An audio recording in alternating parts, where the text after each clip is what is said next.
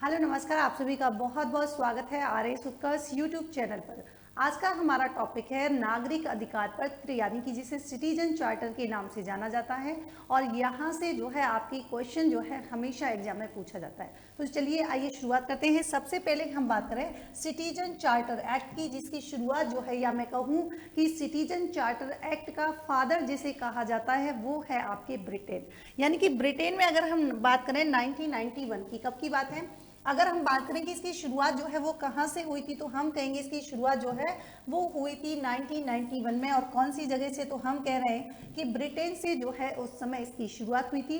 अगर बात करें कि उस समय तत्कालीन प्राइम मिनिस्टर कौन थे जिस समय सिटीजन चार्टर एक्ट की शुरुआत हुई, तो उनका नाम था आपके जॉन मेजर। ये तो थी बात ब्रिटेन की, लेकिन ध्यान रखेंगे अगर हम बात करें इंडिया की, इंडिया की बात करेंगे तो इंडिया में जो है सबसे पहले ध्यान रखने वाली बात क्या है कि 1997 में दिल्ली में क्या हुआ था, मुख्यमंत्रियों का एक सम्मेलन हुआ था। और उसमें जो है इसकी अवधारणा, सिटीजन चार्टर की जो अवधारणा थी, जो कंसेप्ट था, उसको अपनाया गया था। और उस समय हम बात करें कि हमारे यहाँ के जो प्राइम मिनिस्टर हैं उनका नाम था इंद्र कुमार गुजराल। अब देखिए बात यहाँ पर हम सबसे पहले करें कि आखिर ये नागरिक अधिकार पत्र होता क्या है। तो इंपॉर्टेंट चीज क्या है कि एक इस प्रकार का टूल्स है, या मैं कहूं कि एक प्रकार का उपकरण है जो क्या करता है, जो निर्धारित मानकों के साथ साथ साथ ही हम बात करेंगे इसके जो नागरिक होते हैं उनको क्या करता है, गुणवत्तापूर्ण जो है सेवा प्रदान करने का कार्य करता है। तथा साथ ही हम कहेंगे जो ऑर्गेनाइजेशन है, जो संगठन है, उसमें पारदर्शिता, जवाबदेहिता और नागरिक उन्मुख बनाता है। कौन, आपके सिटीजन चार्टर एक्ट। अब हम बात करें कि नागरिक अधिकार पत्र में जो सेवा प्रदाता होते हैं उनके द्वारा क्या है, जो नियम होते हैं, जो कानून होते हैं और अधिकारों का क्या है उल्लेख उसमें यहाँ पर किया जाता है। और ध्यान रखेंगे ये हमेशा उपभोक्ता और इसी के साथ ही जो जनरल, या मैं कहूँ जो आम जनता होती है, उनके हितों की रक्षा के लिए महत्वपूर्ण होते हैं। कौन, आपके सिटीजन चार्टर एक्ट। यहाँ पर मैंने कहा कि कंसेप्ट 1997 में आया था। उस समय आपको प्राइम मिनिस्टर याद रखना है कि उस समय प्राइम मिनिस्टर जो थे उनका नाम था इंद्र कुमार गुजराल। लेकिन अब इंपॉर्टेंट बात क्या है कि सिटीजन चार्टर लागू करने वाला जो है वो कौन सा स्टेट था। सबसे पहले तो ध्यान रखेंगे एमपी जो है पहला राज्य था जहां पर वर्ष 2010 में क्या किया गया था, सिटीजन चार्टर एक्ट लागू किया गया था। अगर हम नागरिक अधिकार पत्र के सिद्धांत की बात करें तो यहाँ पर ध्यान रखने वाली बात क्या है कि सबसे पहले ट्रांसपेरेंसी जो है वो जरूरी होती है, यानी कि पारदर्शिता, शासन में पारदर्शिता होना बहुत जरूरी है। इसी के साथ ही उसके कुछ स्टैंडर्ड्स यानी कि कुछ मानक सुनिश्चित किए जाएं। साथ ही जो है यहाँ पर जवाबदेहिता यानी कि अकाउंटेबिलिटी भी होनी चाहिए। और यहाँ पर हम कह रहे हैं कि चॉइस जो है वो भी क्या है, नागरिक अधिकार के पत्र के सिद्धांत में जो है शामिल है। इसके अलावा हम बात करें वैल्यू यानी कि मूल्य की, और सबसे इंपॉर्टेंट बात क्या है, क्वालिटी। क्वालिटी जो है सिटीजन चार्टर एक्ट के प्रमुख सिद्धांतों में से एक है। टोटल सिद्धांत, टोटल थ्योरी जो है वो यहाँ पर कितनी रहने वाली है, 6 थ्योरी जो है यहाँ पर रहने वाली है।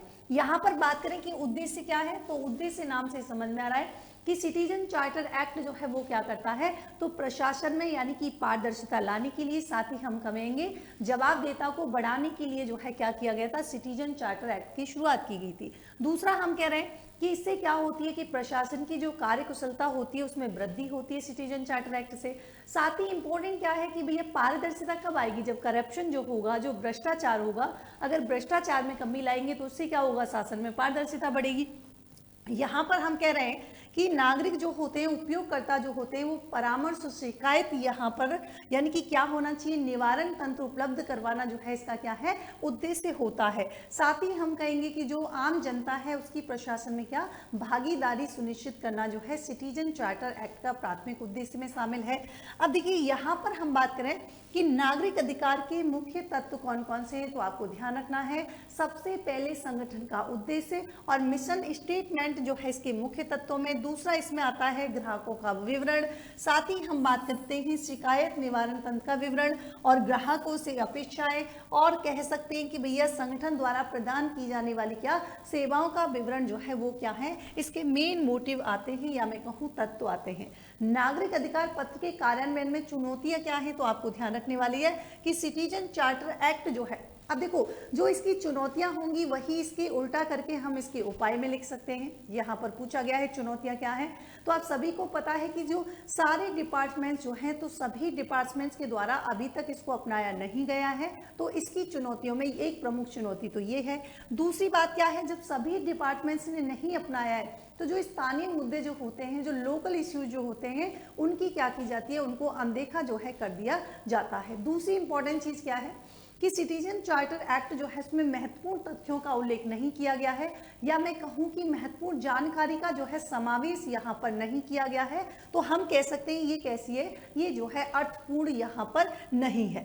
तीसरा क्या है, सबसे मेन इंपॉर्टेंट कि भैया चाहे कुछ भी बना दो, लेकिन अगर जो है लोगों में जागरूकता नहीं है उसके प्रति, तो वो क्या है, वो बेकार है। तो हम कह रहे हैं कि इसके क्रियान्वयन में जो है चुनौती मेन रूप से क्या आ रही है, हम कह रहे हैं कि सार्वजनिक रूप से क्या है, जन जागरूकता का अभाव है।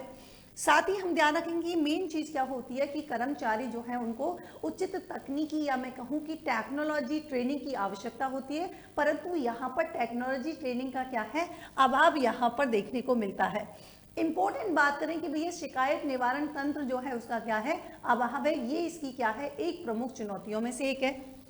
आगे देखिए बात करें कि दूसरे प्रशासनिक सुधार आयोग ने जो है कुछ सिफारिशें यहाँ पर दी थी, जैसे सिविल समाज से क्या है कि व्यापक परामर्श के बाद ही क्या किया जाए, चार्टर को जो है जारी किया जाना चाहिए। दूसरा इन्होंने कहा था कि भैया अधिकारियों को परिणामों के लिए है ना, जो उनकी रिजल्ट है उन रिजल्ट के प्रति जो है क्या करना, जवाब देता, या मैं कहूँ उनको जवाबदेही ठहराया जाए, तो ऐसा यहाँ पर करना चाहिए। तीसरा कहा था कि सभी संगठन जो है उनका क्या नहीं होना चाहिए, एक समान चार्टर नहीं होना चाहिए, इसका मतलब ये स्थानीय मुद्दों के क्या हो, अनुकूल होना आवश्यक है, ऐसा कहा था द्वितीय प्रशासनिक सुधार आयोग ने।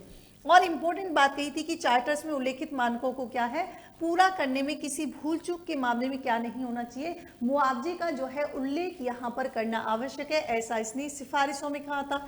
यहाँ पर कह रहे हैं कि सिटीजन चार्टर में सुधार के लिए क्या करना चाहिए, सेवात्मक मॉडल जो है यहाँ पर प्रस्तुत करना चाहिए। तो ये आपके हमने बात की है किसके, सिटीजन चार्टर एक्ट की, जो कि आरएस प्रीलिम्स के लिए क्या है, सबसे इंपॉर्टेंट टॉपिक यहाँ पर रहने वाला है।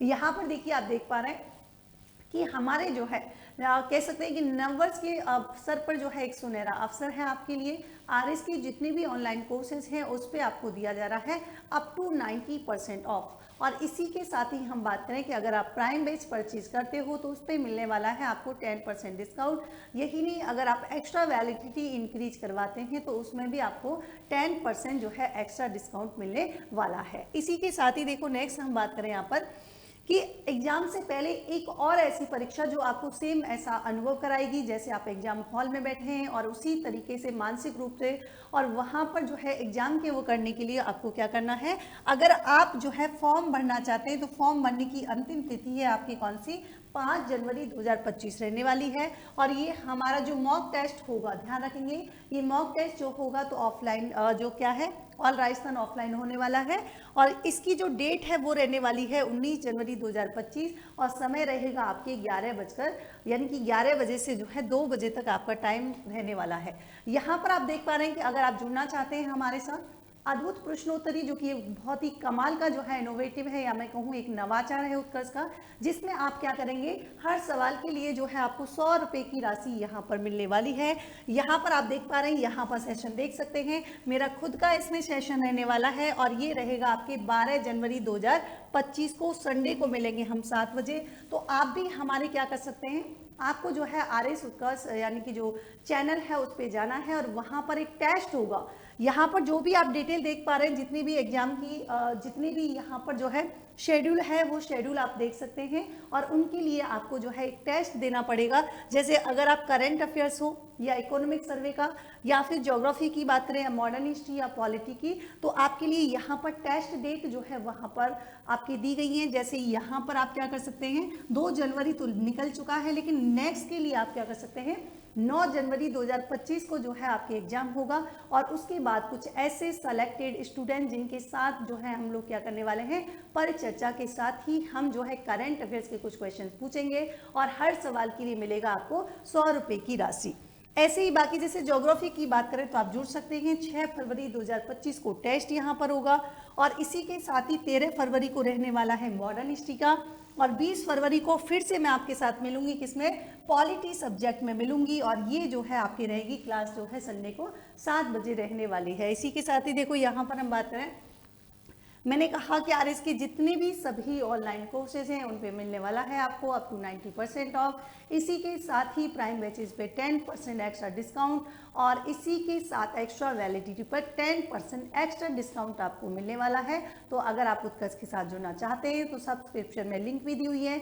जो भी आप क्या करना चाहते हैं, जिस भी बैच को परचेज करना चाहते हैं, तो आप वहाँ से जो है सब्सक्रिप्शन में लिंक के माध्यम से सारी चीज़ें इन्फॉर्मेशन ले सकते हैं। ऐसे यूजफुल वीडियो के साथ फिर से मिलेंगे, तब तक के लिए thank you so much, good night, take care.